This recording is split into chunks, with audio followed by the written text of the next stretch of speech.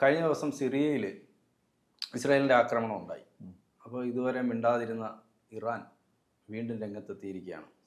ഇങ്ങനെ പോയാൽ ഇറാൻ ഇസ്രായേലിനെ തീർക്കും, ഇസ്രായേലിനെതിരെ രംഗത്ത് വരും, ഇതൊരു വലിയ ഭീകര ആക്രമണമാണ് ഇസ്രായേലിൻ്റെ, അപ്പോൾ അതിനെ എങ്ങനെയായാലും ചെറുത്തേ പറ്റുള്ളൂ എന്നുള്ള ലൈനിൽ ഇങ്ങനെ വിടാൻ പറ്റില്ല, ഇസ്രായേലിനെ ഇനി വെച്ചേക്കില്ല എന്നുള്ള രീതിയിലേക്ക് ഇറാൻ്റെ പ്രസ്താവന വന്നിട്ടുണ്ട്.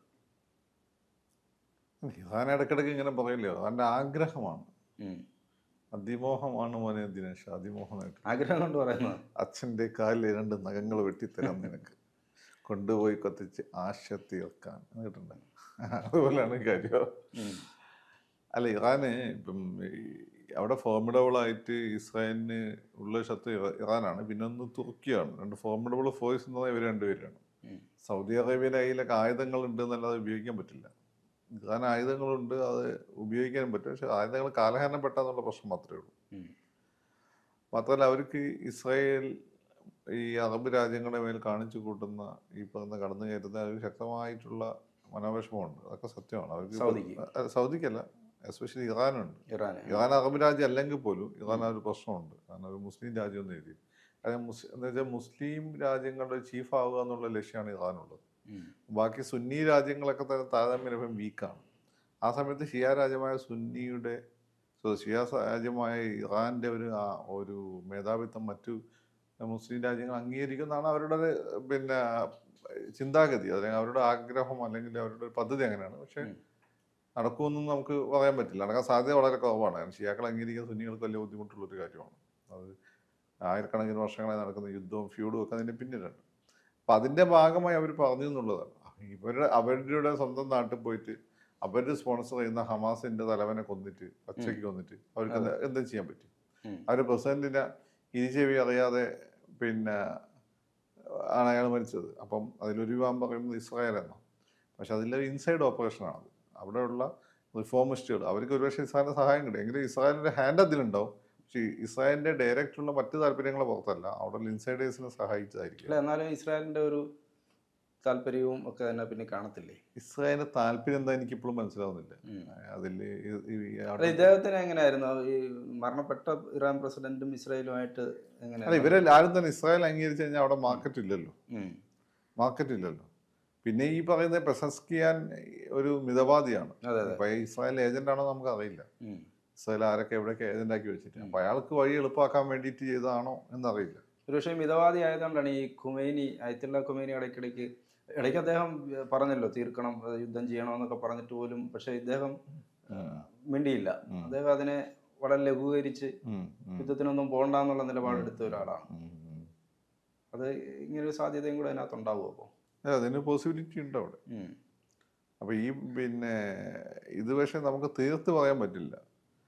തീർത്ത് പറയാൻ പറ്റില്ല, നമുക്ക് എന്തെങ്കിലും ഇൻഫർമേഷൻ ഭാവിയിൽ വന്നു കഴിഞ്ഞാലേ പറ്റുള്ളൂ. ചിലപ്പം അല്ല, ഇസ്രായേലിനൊരു സഹായം കിട്ടിയിട്ടുള്ളതായി ഉറപ്പാണ്. അത് അവിടെയുള്ള അവരുടെ ഇൻസൈഡേഴ്സിനെ സഹായിക്കാൻ വേണ്ടിയിട്ടായിരിക്കാം. അല്ല, ഇസ്രായേലിൻ്റെ നേരിട്ടൊരു ഇൻട്രസ്റ്റ് എനിക്ക് തോന്നുന്നില്ല. സഹായികളുടെ ഒരു വഴി എളുപ്പമാക്കാൻ വേണ്ടിയിട്ടുള്ളതായിരിക്കാം.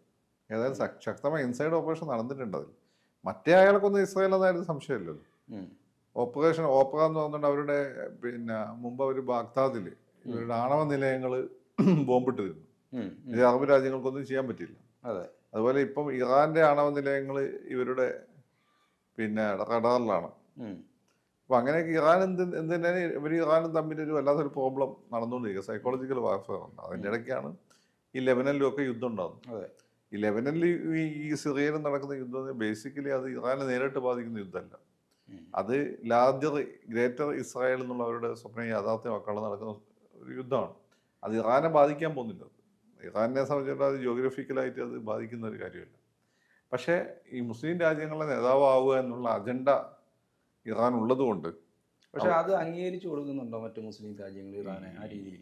നമ്മളൊരു ആപത് ഘട്ടത്തിൽ പെടുമ്പോൾ ആരെയും തള്ളി പറയില്ലല്ലോ, ആരും സഹായം കൊണ്ട് വന്നാലും വേണ്ടാന്ന് പറയില്ലല്ലോ. അപ്പോൾ ആപത് ഘട്ടത്തിൽ നിൽക്കുകയാണ്. ചിലപ്പോൾ അവരുടെ സഹായം വേണം. സിറിയ ഇറാനൊക്കെ, ഈ ലെബനനും സിറിയക്കൊക്കെ ഇറാൻ ആയുധം കൊടുക്കുന്നുണ്ട്, ഇറാനും റഷ്യയൊക്കെ ആയുധം കൊടുക്കുന്നുണ്ട്. അപ്പോൾ സ്വാഭാവികമായിട്ടും ആ ഒരു ബന്ധം അവർ തമ്മിലുണ്ട്.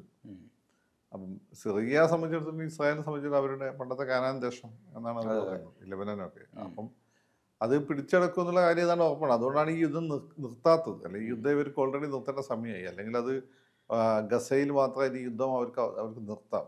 അത് നിർത്താതെ ബൗണ്ടറിക്ക് പുറത്തേക്ക് പോകുന്ന അവർ അടുത്ത ടാർഗറ്റിലേക്ക് നീങ്ങുക എന്നുള്ളതിൻ്റെ ലക്ഷ്യം എന്നാണ്. അപ്പോൾ ആ സമയത്ത് ഇറാൻ ഇങ്ങനെ പറയുന്നത്, ഇറാനിൽ കൂടുതലായി ഇറാനൊന്നും ചെയ്യാനില്ല. ചെയ്യാൻ പറ്റുന്ന കാര്യമാണ് ഇറാൻ പറഞ്ഞത്.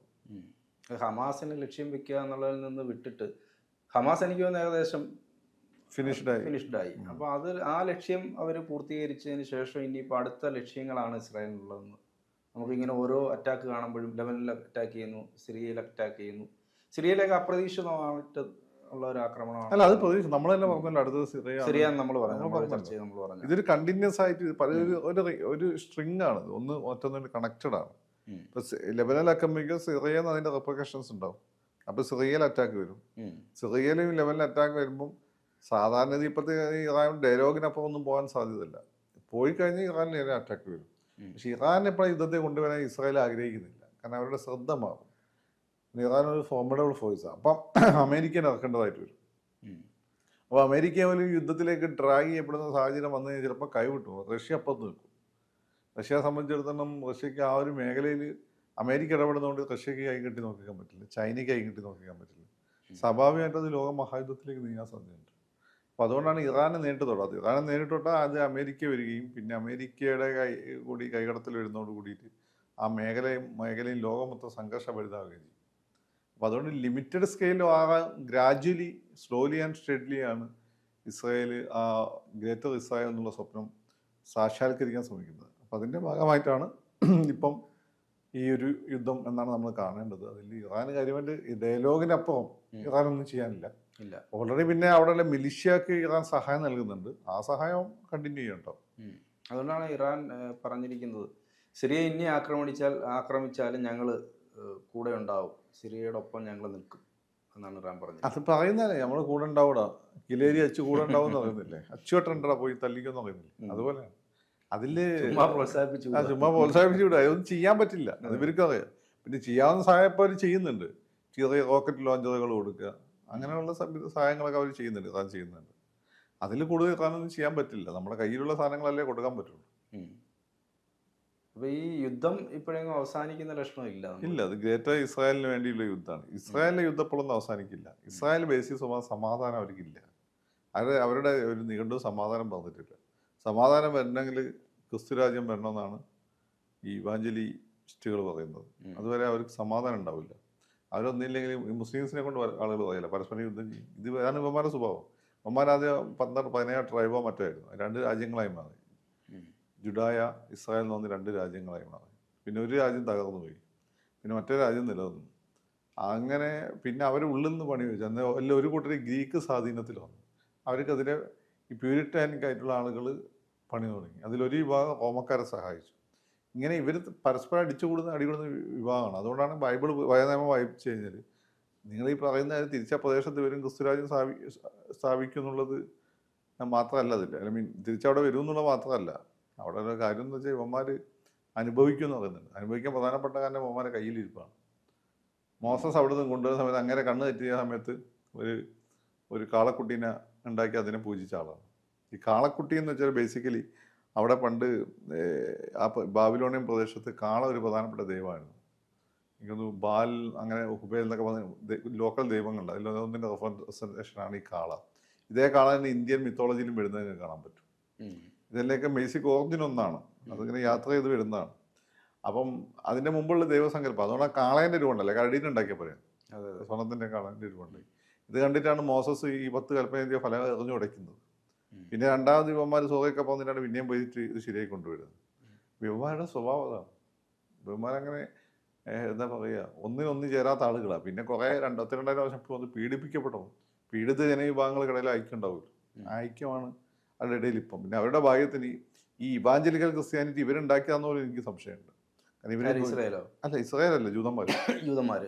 ഈ റോമൻ കത്തോലിക്ക ചർച്ചിൽ റിഫോർമേഷൻ നടന്നിട്ടാണല്ലോ, മാർട്ടിൻ ലൂതർ തൊട്ടാണല്ലോ ഈ സാധനം വരുന്നത്. അപ്പൊ ഇവർക്ക് ഒരു പക്ഷേ 500 വർഷം 1500-ലാണ്. അപ്പോൾ ഈ മൂവ്മെന്റിന്റെ ഇത് ഫിനാൻഷ്യലായി സഹായിച്ച ആളുകളുണ്ട്. അതിലൊന്ന് പ്രധാനപ്പെട്ട ജോൺ കാൽവിനാണ് അവരുടെ നേതാവ്. ജോൺ കാൽവിന്റെ പല സാധനങ്ങളും നേരെ ജൂതന്മാരുടെ ശാസനങ്ങളുമായിട്ടാണ് വളരെ അടുത്ത ബന്ധം. സമ്പത്ത് ആർജിക്കുക എന്നൊക്കെയാണ് മൂപ്പര് പറഞ്ഞത്. ക്രിസ്ത്യാനികൾ പൊതുവെ സമ്പത്ത് ആർജിക്കുന്ന താല്പര്യമില്ലാത്ത ആളുകൾ, റോമൻ കത്തോലിക്ക്. ഇവർ പക്ഷേ സമ്പത്ത് ആർജിക്കുന്ന വലിയ താല്പര്യമുള്ള, അത് ദൈവത്തിൻ്റെ അനുഗ്രഹത്തിൻ്റെ ലക്ഷണമാണെന്നോ എന്താണ് ഈശ്വര സേവ പോലെ തന്നെയാണ് ഈ ധനം ആർജിക്കുന്നതെന്നൊക്കെയാണ് കാൽവിൻ പറഞ്ഞിട്ടുള്ളത്.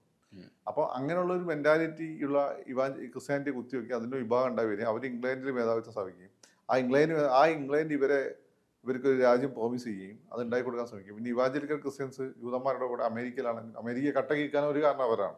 പ്ലസ് അവർ ജൂതന്മാരെന്ന് വെച്ചാൽ അവർ ആ രീതിയിൽ അവരുടെ ബുദ്ധി പ്രയോഗിക്കുന്ന ആളുകളാണ്. അത് ഹിറ്റ്ലർ പറഞ്ഞിട്ടുണ്ട്. ഇവന്മാരെ വിശ്വസിക്കാൻ കൊള്ളില്ല, ഇവന്മാർക്ക് സ്വന്തമായിട്ട് രാജ്യമില്ല, ഇവന്മാർക്ക് സ്വന്തമായ രാജ്യമില്ലാത്ത ലോകത്ത് ഒരു രാജ്യത്തും രാജ്യം ഉണ്ടാകാൻ പാടില്ല, സ്വന്തമായിട്ട് ഒരു രാഷ്ട്രം ഉണ്ടാകാൻ പാടില്ല. അതുകൊണ്ട് അവർ ജനാധിപത്യം എന്ന സങ്കല്പം കൊണ്ടുവരും. അപ്പോൾ രാജകുടുംബങ്ങളെയൊക്കെ തകർത്ത് കളയും.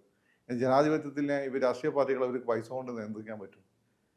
അങ്ങനെയാണ് മാർക്സിസം വന്നത്. അങ്ങനെയാണ് എന്നൊക്കെ ഹിറ്റ്ലർ വളരെ, നിങ്ങൾ മെയിൻ കാഫ് എടുത്ത് വായിച്ചു നോക്ക്, അങ്ങനെ പറയുന്നുണ്ട്. ജൂതന്മാരുടെ സ്വഭാവം കൃത്യമായി പറയുന്നുണ്ട്. അങ്ങനെയാണ് ഇവർക്കെതിരായത്. അപ്പം ഇപ്പം നമ്മൾ മൊത്തം ആലോചിച്ച് നോക്കുമ്പോൾ ഹിറ്റ്ലർ പറഞ്ഞത് ശരിയാണെന്ന് തോന്നിച്ചെടുക്കും. കാരണം ആ രീതി പ്ലാൻ ചെയ്താണ് അവരവിടെ തിരിച്ചു വന്നിരിക്കുന്നത്. ഇവാഞ്ചലിക്കൽ ക്രിസ്ത്യൻസിന് അകമതിൻ്റെ സപ്പോർട്ടാണ്. കാരണം അവർ വിചാരിക്കുന്നത് വെച്ചാൽ അവിടെ ജൂതരാഷ്ട്രം സ്ഥാപിക്കപ്പെടും, അതിനുശേഷം ഇവർ ക്രിസ്തുവിനെ രാജാവായിട്ട് അംഗീകരിച്ച് അവസാനം ക്രിസ്തു രാജ്യം വരും. അങ്ങനെ ക്രിസ്തുവിന് എന്നൊക്കെയാണ് ഇവരുടെ ബൈബിൾ പറയുന്ന പോലെ കാര്യങ്ങൾ നടക്കും. നിങ്ങൾ ഓക്കെ, റോമക്കാർ അങ്ങനെ പറയില്ല. നോക്കൂ, അവരുടെ പുസ്തകം നോക്കുക, അതിൽ പറഞ്ഞ പോലെ അല്ല നടക്കുന്നത്. റോമക്കാരെ പറയില്ല, പക്ഷേ ഇവാഞ്ചലിക്കൽസ് പറയും.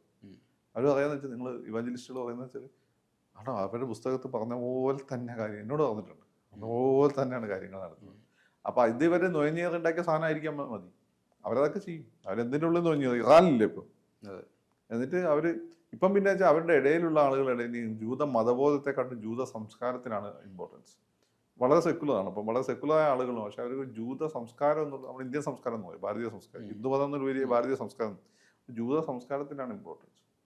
പിന്നെ ഇവർ പറയുന്ന സംഭവമുണ്ട്, ഞങ്ങൾ എന്താണ് ഇവാഞ്ചലിക്കൽസിൻ്റെ കുറേ അവരോട് കോമഡി ഉണ്ട്. അവരെന്ന് പറയുന്നത് വെച്ചാൽ ക്രിസ്ത്യാനികളല്ല അവരെ ചോദിച്ചാൽ മുസ്ലിങ്ങളാണ്.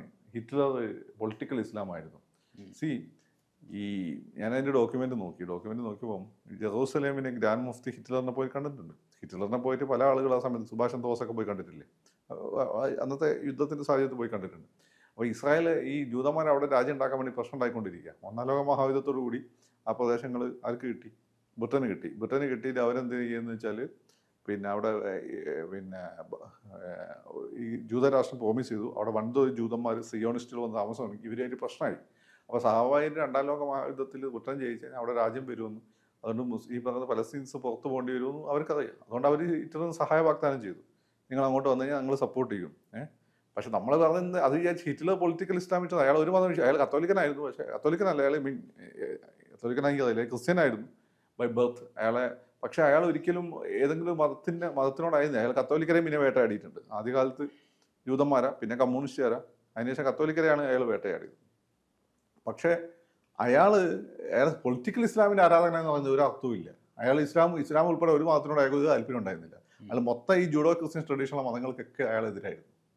അതായത് ഇസ്ലാമും ബേസിക്കലി എന്ന് വെച്ചാൽ ഞാൻ പറഞ്ഞ എബ്രഹാമിൻ്റെ സന്തതി പരമ്പരപ്പെട്ടതെന്ന് ഞാൻ പറയുന്നില്ല, എനിക്കൊരു ആവശ്യമില്ലേ, ആയാലും ഞാനില്ല, എനിക്ക് പ്രശ്നമല്ല. ഞാൻ പറയുന്നത് വെച്ചാൽ ഈ മുസ്ലിംസിൻ്റെയും ക്രിസ്ത്യൻസിൻ്റെയും ജൂതന്മാരുടെ പുസ്തകങ്ങൾ നിങ്ങൾ എടുത്ത് നോക്കിയാൽ ഭയങ്കര സാമ്യം കാണാൻ പറ്റും. ഇബ്രാഹിം ഇപ്പം നാളെ ആൾ പറഞ്ഞിട്ട് ഇബ്രാഹിം അല്ല എബ്രഹാം, രണ്ടുപേരുടെയും കഥ ഒരുപോലെയാണ്. ഓക്കെ, അത് ചെറിയ മാറ്റങ്ങളേ ഉള്ളൂ. പിന്നെ ചില സ്ഥലത്ത് ഇപ്പം നമ്മൾ പറയുകയാണ് ഈ മാത്യു എന്നുള്ള പേരാണ് മാത്തച്ഛൻ, അതുപോലെ എബ്രഹാം എന്നുള്ളത് ഇബ്രാഹിം ഒക്കെ മാറിയിട്ടുണ്ട്. ഇങ്ങനെയൊന്നും പറയുന്നത് നമുക്ക് മാത്യു എന്ന് പറയുന്നത്. അപ്പം തോമസ്, അത്രേ ഉള്ളൂ അതിൻ്റെ കാര്യം.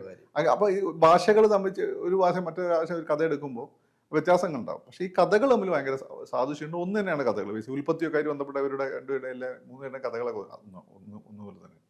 അപ്പോൾ ഹിറ്റ്ലർ പൊളിറ്റിക്കൽ ഇസ്ലാമിനോട് അയാൾക്ക് താല്പര്യമുണ്ടായി. അയാൾക്ക് ജൂതന്മാരുടെ ശത്രുക്കളും ഇംഗ്ലണ്ടിൻ്റെ ശത്രുക്കളും എല്ലാം അയാൾക്ക് ശത്രുക്കളായിരുന്നു. അങ്ങനെ സുഭാഷ് ചന്ദ്രബോസ് പോയി കണ്ടിട്ടുണ്ട്, അതുപോലെ ഗ്രാൻഡ് മുഫ്തിയും പോയിട്ട് കണ്ടു. ഹിറ്റ്ലർ ഇവരെ വേട്ടയാണെന്ന് തുടങ്ങുന്നത് അതിൻ്റെ മുമ്പാണ്. ഒന്നാം ലോക മഹായുദ്ധം കഴിഞ്ഞ ഉടനെ അയാളെ പുസ്തകം വരുന്നുണ്ട്, മെയിൻ കാഫ്. അതിലാണ് ഞാൻ നേരത്തെ പറഞ്ഞ കാര്യങ്ങൾ തോന്നുന്നത്. അതിൽ ജൂതൻ്റെ സ്വഭാവവും ജൂത വിരോധം പറയുന്നുണ്ട്. പിന്നെ ജൂതന്മാരെ മേലെ റെസ്ട്രിക്ഷൻസ് കൊണ്ടുവരുന്ന അവരുടെ റേഷനിൽ നിയന്ത്രണം കൊണ്ട് 1933-39 ഇടയ്ക്ക് ഒരുപാട് റെസ്ട്രിക്ഷൻസ് ജൂതന്മാരെ കൊണ്ട് അവരെ ഗെറ്റോകളിലേക്ക് മാറ്റിയിരുന്നു. സാമ്പത്തികമായിട്ട് അവരെ തകർക്കാനുള്ള ശ്രമങ്ങൾ തുടങ്ങി. 41 ഇയാൾ പോയി കാണുന്നത്. അതുകൊണ്ട് ആ പറയുന്നതിൽ കാര്യമൊന്നുമില്ല. അങ്ങനെ ഒരുപാട് കോമഡീസ് ഇവർ പറയും. അപ്പോൾ അപ്പം ഞാനിതൊക്കെ ഇപ്പം പറയുന്നത് വെച്ചാൽ ഈ സംഘർഷങ്ങളുമായിട്ട് ബന്ധപ്പെട്ട ഡിബേറ്റുകൾ ഇതൊക്കെ കയറി വരുന്നുണ്ട്. അതിലൊരു ഭാഗത്ത് ജൂതന്മാരും ഇവാഞ്ചലിസ്റ്റുകളായ ക്രിസ്ത്യൻസും ആണ് ഒരു ഭാഗത്ത് നിൽക്കുന്നത്. ഈ മതപരമായി നോക്കും, റോമക്കാർക്ക് ഇതിൽ വലിയ താല്പര്യമൊന്നുമില്ല. അവർക്ക് ഇവരെ അപകടം ശരിക്കും അറിയുന്ന ആളുകളാണ് റോമക്കാർ. അത് നിങ്ങൾ ഏതെങ്കിലും റോമൻ അച്ഛനോട് ചോദിച്ചാൽ മതി, ഇവാഞ്ചലിസ്റ്റ് പാതിരി പറയുന്ന അത്രയും ഒരു ആവേശമൊന്നും അദ്ദേഹത്തിന് കാണില്ല. അപ്പോൾ ഈ രീതിയിലാണ് കാര്യങ്ങൾ. ഇതൊരു വലിയൊരു കോൺഫ്ലിക്റ്റിൻ്റെ ഒരു തുടക്കം മാത്രമാണിത്. ഇനിയും പലതും നമ്മൾ കാണാനുണ്ട്.